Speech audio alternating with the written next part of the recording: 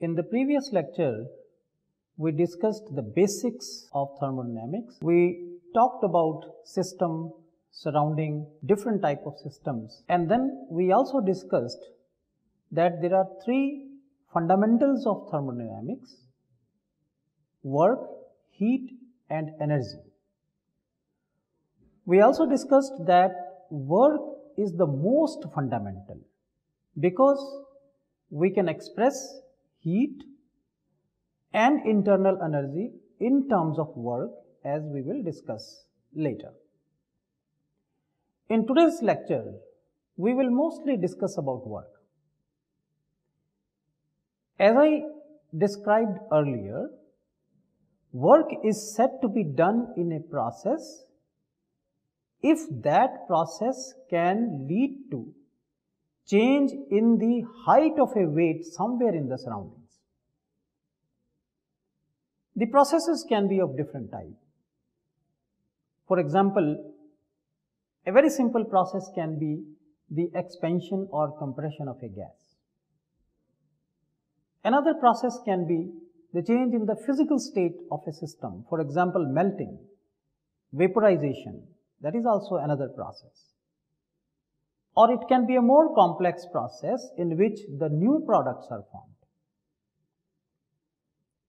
But let us develop some equations based upon the very first, that is the work associated with the change in volume of a gas. So as we will see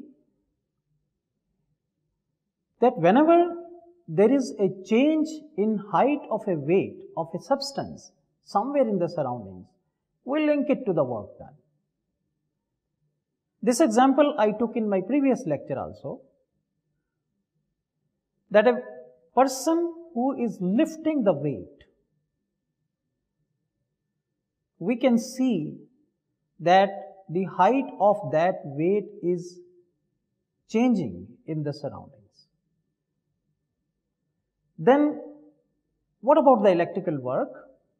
Yes, the electrical work can also be connected with the change in height of a weight somewhere in the surroundings. For example, the electrical current produced can be passed through a motor which is connected to a pulley, and then pulley can be connected to a weight, and we can see the height of a weight being changed in the surroundings. So this is in terms of layman's language. Let us discuss more about work and how we can actually calculate the work done in a process. We must realize that work is the transfer of energy that makes use of organized motion. This is how, as I will describe later, that we differentiate work from heat. When work is done, then the transfer of energy takes place in an organized motion. Let me take an example, as we see in this figure, that when energy is transferred from system to surrounding in the form of work, it causes the atoms or electrons in the surroundings to move in an organized way. And similarly, when we talk about reverse, that is when the work is done on the system, then the molecules in the surroundings are used to transfer energy into it in an organized way. What I am saying is, the transfer of energy from the surroundings to the system occurs in an organized way when the surroundings do work on the system. But then how that energy is consumed, that we will discuss later on. Even if I link it to the weight being raised and the work is done, then the transfer of energy is again occurring in an orderly motion. and when the weight is being lowered, the ordered motion of the atoms in the lowering substance does work on the system.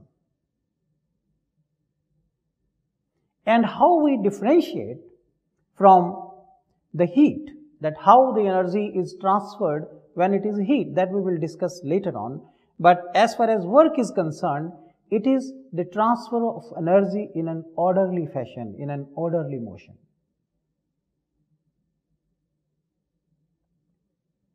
As I said, there are different types of work. The work of expansion, which is also called pressure volume work, and I will discuss why I am saying it as a pressure volume work. And we will derive expression for this a bit later, which will turn out to be minus P external into dV, where P external is the external pressure and dV is the change in volume. Surface expansion, that is also a type of work, which is equal to gamma times d sigma, where gamma is surface tension and d sigma is the change in area. Similarly, there is work done of extension, F dl. F is tension and dl is the corresponding change of length. The electrical work can also be obtained by multiplying electrical potential and the change in charge. In today's lecture, we will focus on pressure volume work.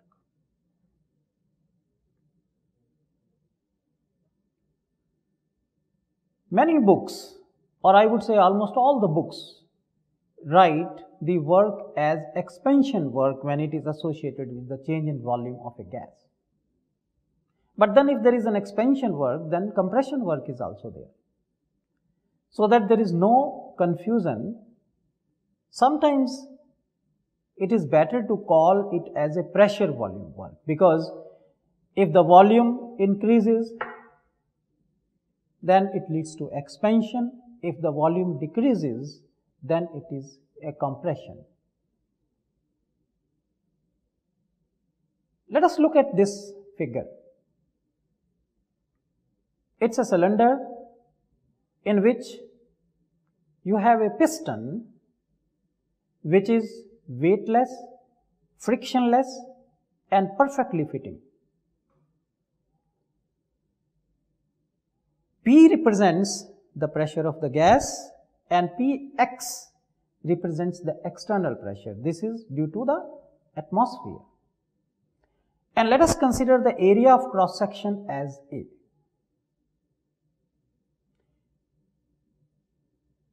Now, this piston can be either raised or it can be lowered depending upon the values of the pressure of the gas and the value of external pressure.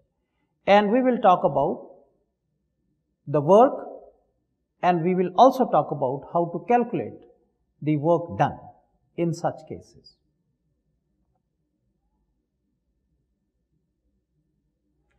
Let us first talk about expansion work or pressure volume work.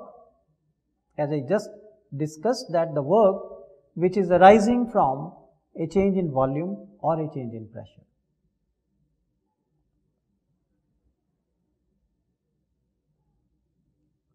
Now, let us consider that this piston moves by a distance dz.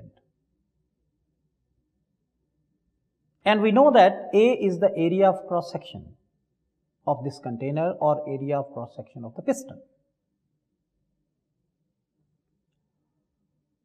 How do we calculate the work? Let us now recall the definition in physics. How do we calculate the work? Work is force times distance.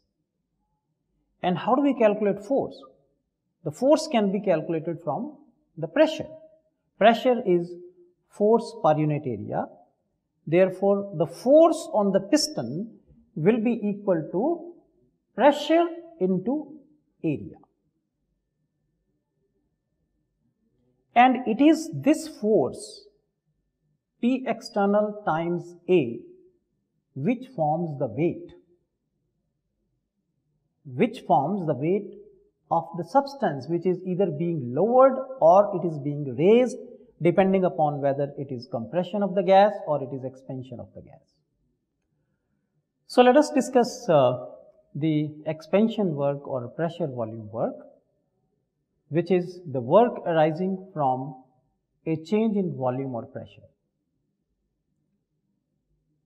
Let us once again consider this cylinder, which is having an area of cross section A, which is also the area of cross section of the piston. P is the pressure of the gas, P external is the external pressure, and let the piston moves by a distance dz. The piston has moved up and the work has been done by the gas in driving back the surroundings. And our aim is to calculate this work, derive an expression for calculating this work. How do we calculate this work? Let us recall the definition from physics, that work is equal to force times distance. If we know the force acting on the piston and if we know how much distance the piston has moved, then we can calculate work. Then how do you calculate force? Force from pressure, it can be calculated because pressure is force per unit area. Therefore, force is equal to pressure times area. Pressure here is P external and area is A. Why do we use PEX? Because it is the external pressure which constitutes the weight of the piston, which is acting on the piston. Therefore, we have to use the P external. From the definition of physics, work, how do we calculate work? Let us say if the piston moves by infinitesimally small distance, then the work done in doing that is minus force times the distance moved. It should be very clear that why we are using the negative sign. It is because the work is being done against an opposing force. That is why the negative sign will come. And P external is equal to force per unit area. Therefore, instead of force, I will write P external into area. And now when I substitute into this, the infinitesimally small amount of work done in moving the piston by an infinitesimally small amount of length, dz will be equal to minus P external into A into dz. And now area into the length moved. This is the change in volume.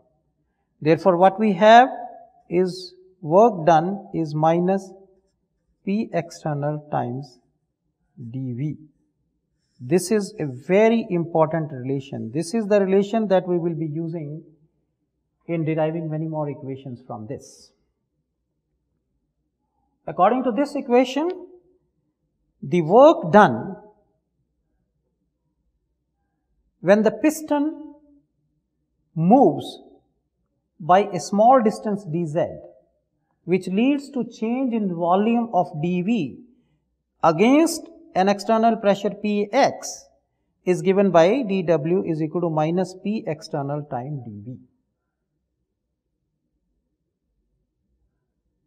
The reason for negative sign I have already discussed, because the work is done against an opposing force. Whether it is the work of expansion, that is Expansion means dV is positive, compression means dV is negative. You lower the piston, that is, if P external is higher than the pressure of the gas, it will lead to compression. If P external is lower than the pressure of the gas, then it is expansion. In both the cases, the same formula will apply, that is dW is equal to minus P external time dV. The sign doesn't get changed when the expansion changes to compression. No, it is always minus P external times dV, because the weight is constituted by the external pressure. In the case of expansion, the height of the weight is increased in the surrounding, and in the case of compression, the weight is getting lowered in the surrounding. So it is always, the work is being done against that weight. That is why we'll have to use negative sign, and the same formula will be used whether it is a compression or it is expansion of the gas. Okay, so now let us discuss different cases. First, let us discuss free expansion. What is free expansion? As the name suggests, free means there is no opposing force. That means the external pressure is set to 0, which in other words is vacuum. You let the gas expand in vacuum. If P external is equal to 0, and then we use that expression that dW is equal to minus P external times dV. If P external is 0, therefore the work done is 0.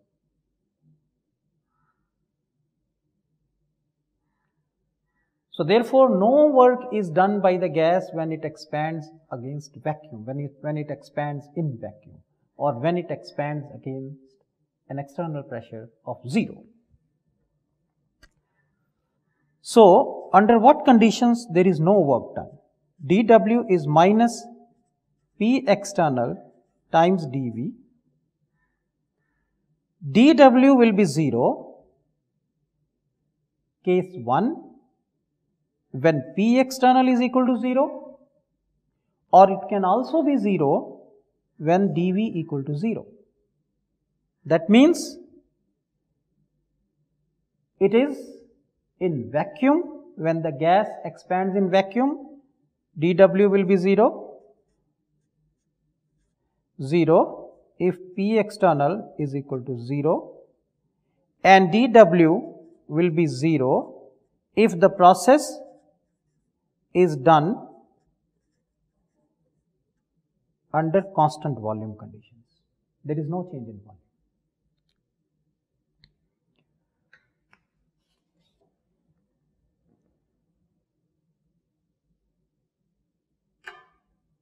Now let us discuss the case when the external pressure is non-zero and you fix it. When you fix the external pressure, then the process becomes irreversible. And I will discuss a bit later that why it is called irreversible and what is a reversible process. One thing that we must remember, that when I am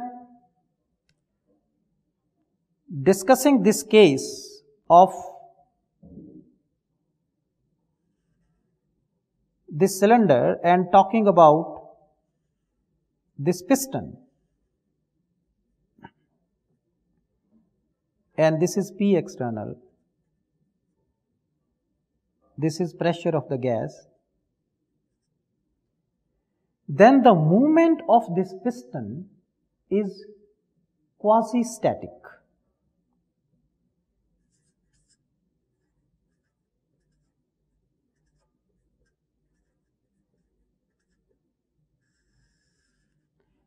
The discussion applies to quasi-static processes. What is a quasi-static process? A quasi-static process is the one in which the surroundings remain in internal equilibrium. That is, there is no formation of non-uniform regions of temperature or pressure. So our present discussion applies to quasi-static processes. Now let us talk about the work against a constant external pressure, that is an irreversible process. The same formula for the work done will apply. dW is equal to minus P external times dV. But here the external pressure represented by the dotted line is fixed, is constant, but the volume is changed from Vi to Vf, as can be seen in this figure. Now let us write again, dW is equal to minus P external time dV. And this is for an infinitesimally small change, but for a finite change, I need to integrate from Vi to Vf. What will be the, now you know the work is a path function, therefore I will write W is minus integration Vi to Vf P external times dV. There are two ways of evaluating this integral. One is numerical integration and the other is a graphical method. How do you evaluate the integral? You plot P against V and the area under the curve or line, whatever it generates within the limits Vi to Vf will give you the value of the integral. So that is what, let us take a look at this figure. P external is constant, represented by the dotted line, and the limits are Vi to Vf.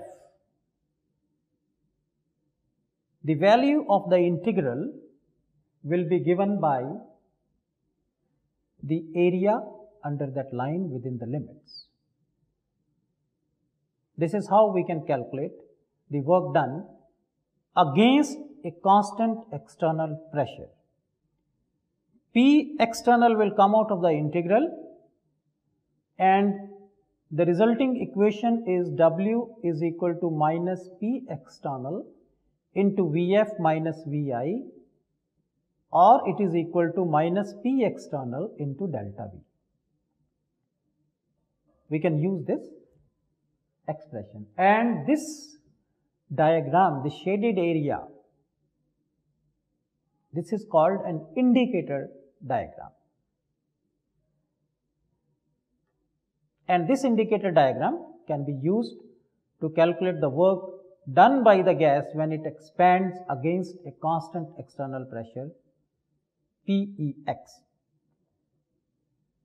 And of course, the same equation can be used when the gas is compressed against a constant external pressure from some initial volume to some final volume.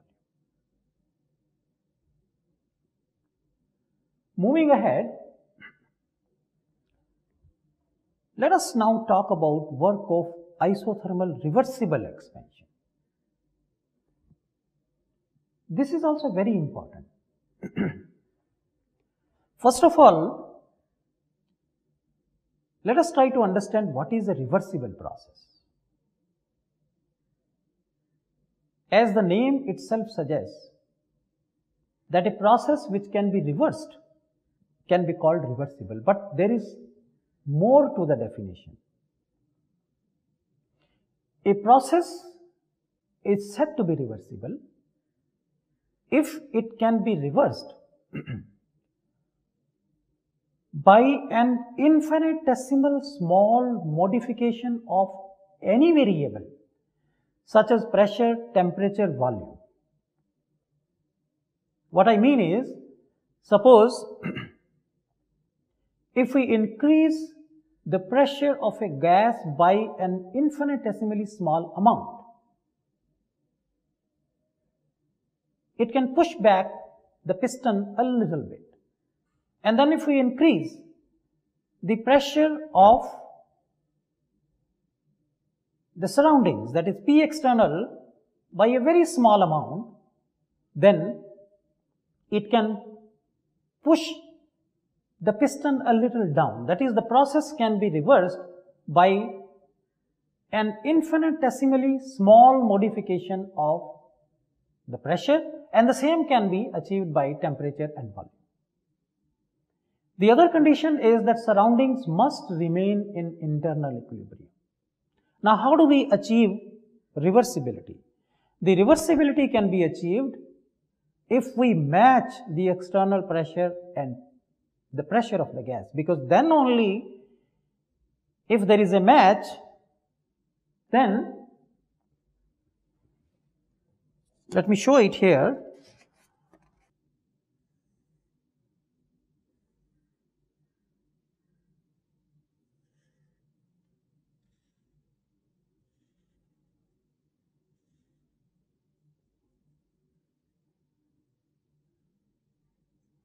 This is pressure of the gas,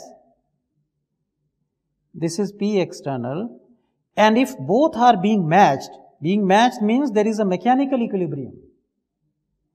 In that case, if I increase the P external by an infinitesimally small amount, it will lead to the compression of the gas.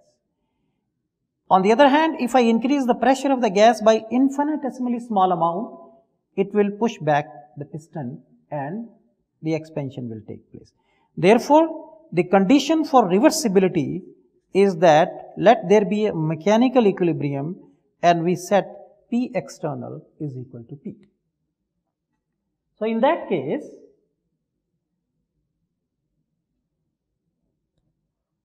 what we have is, we go back to the definition, dW is equal to minus P external times dV, and instead of P external, I will replace it by the pressure of the gas, and let us assume the ideality, then dW is equal to nRT by V into dV. I am using PV is equal to nRT. And now, let us say I go from V initial to V final, then W will come out to be minus nRT log V final over V initial. So, this is the expression to calculate the work of isothermal reversible expansion, and the same applies to work of isothermal reversible compression. It is only the volume, in one case it is increased and in the other case there is a reduction in the volume. Now, let us take a look at this figure and consider the reversible expansion from Vi to Vf. Then, as I described earlier, that dW is equal to minus Vi to Vf P dV. So, I need to plot pressure against volume. If we plot pressure against volume, this is what you get under isothermal conditions. And now, if I choose the initial and final volume, this is Vi, this is Vf, then according to this, the value of the integration will be area under this curve. This represents the work done. However, if the expansion is carried out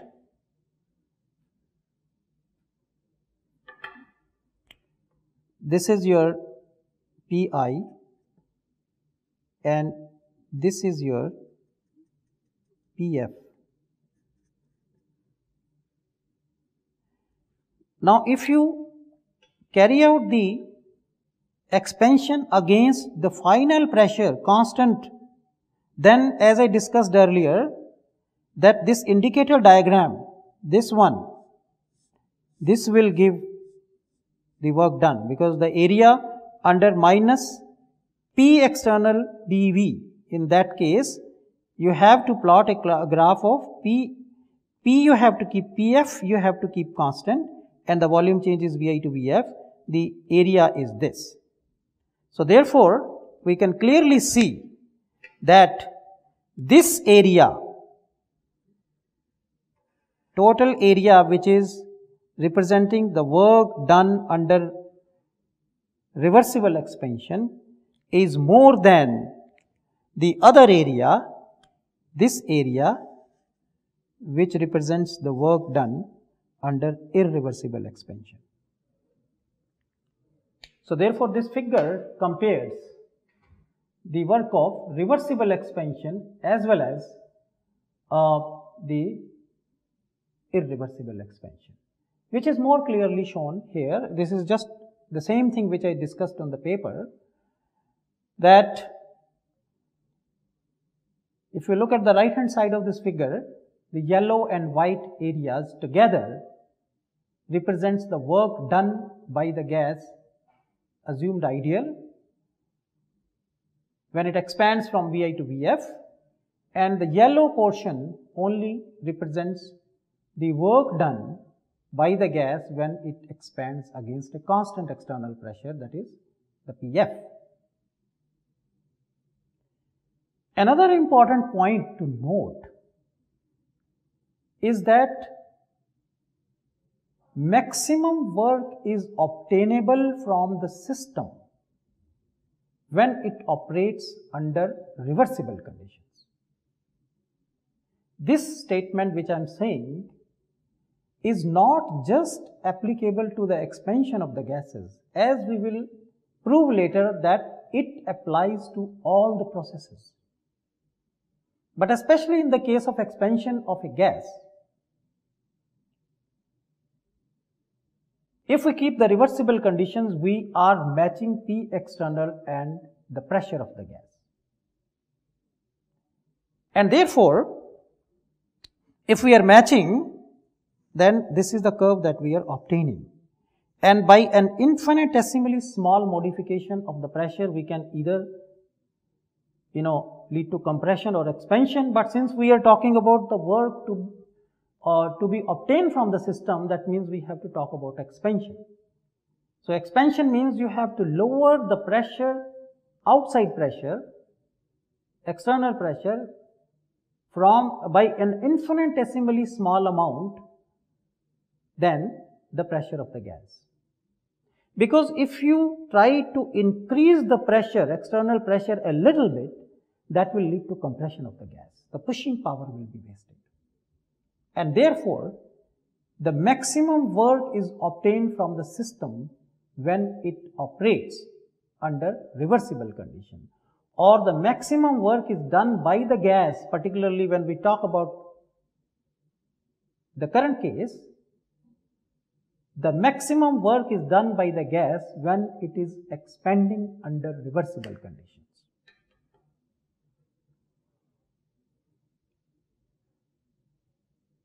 Now, what about the compression? This figure describes the work done on the gas. When you talk about compression, so let me put back the previous discussion. Compression means now you have to apply more pressure. This external pressure should be more than the pressure of the gas, then it will lead to compression.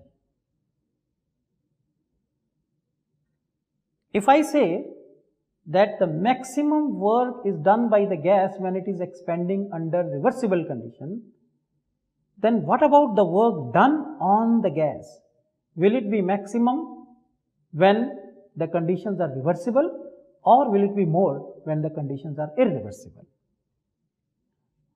Let us take a look at this figure. In this figure,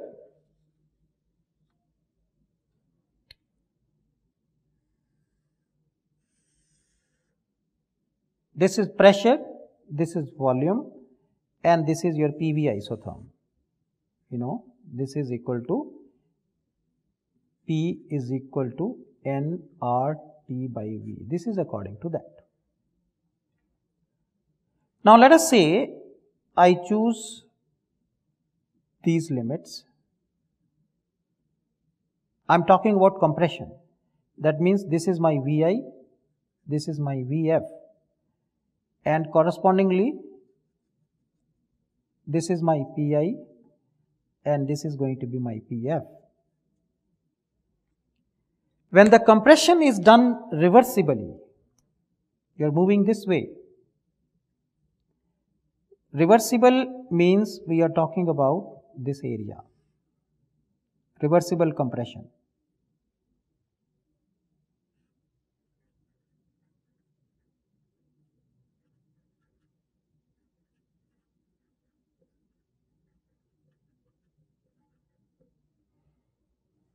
And if I increase the pressure on the gas all of a sudden to a final pressure, that is, make the process irreversible, in that case, according to the indicator diagram, the total area that I must talk about is this. This one, total. This is for an irreversible case. So obviously, in irreversible compression under isothermal conditions, the work done on the gas is more than the work done on the gas under reversible compression. And it is clearly shown in this slide also that the work done under reversible condition is the area represented by the cross lines, and irreversible is the total area within that green enclosure, that is the cross line plus the straight lines. So work done on the gas under irreversible condition is more compared to reversible conditions.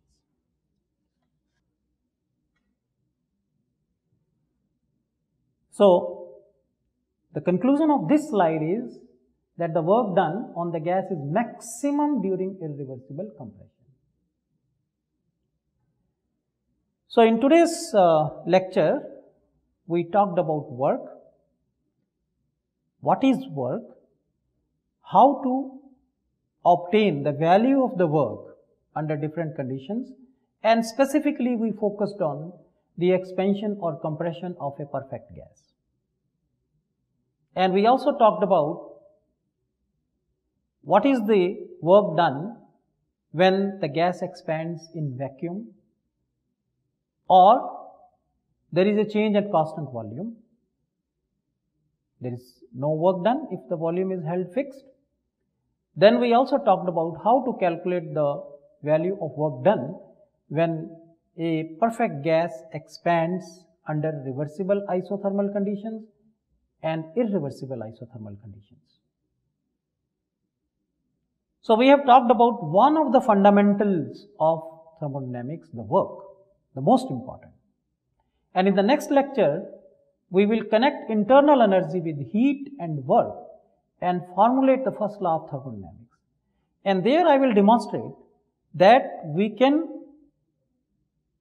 connect work with both heat and internal energy. That means we can express work both in terms of heat as well as internal energy. That is why I said earlier that amongst all the three basic fundamental properties, work is most fundamental. Thank you.